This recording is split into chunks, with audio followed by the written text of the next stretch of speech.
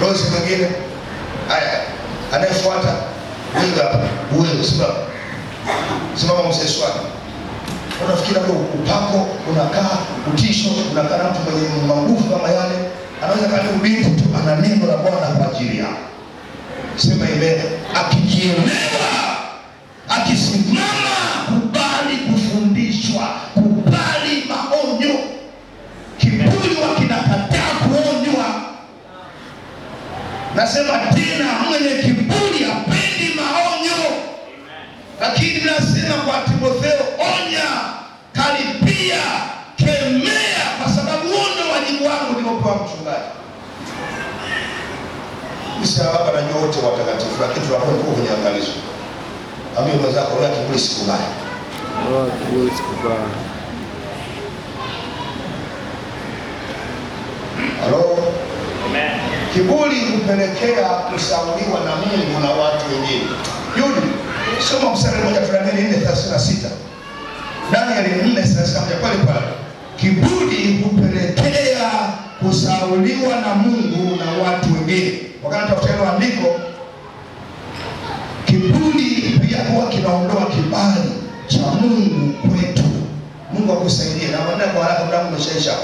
Soma kwa haraka.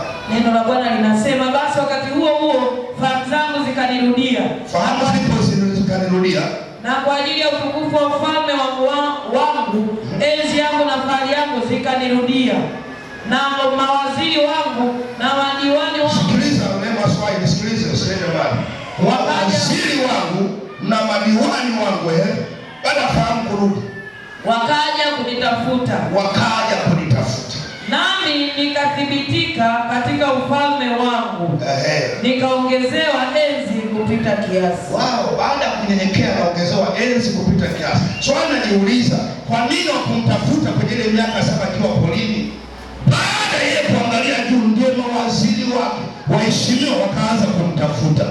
Ninakuombea neema ya Mungu kirudi kwenye unyenyekevu, hata waliokusahau watakutafuta katika jina la Yesu. Waliona sio kitu, wataanza kuona wewe ni kitu katika jina la Yesu.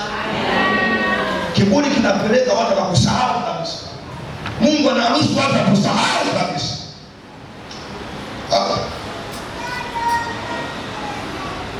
Kiburi kinapelekea watu kujihesabia haki.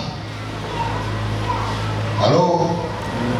Kiburi huzuia baraka za kimungu. Ukiona kuna chembe ya kiburi, nini ufanye ili usimame? Mambo 4 kama soma 5. Jizoeshe kuwatanguliza wengine hata kama wapenzi. Jenga tabia kwa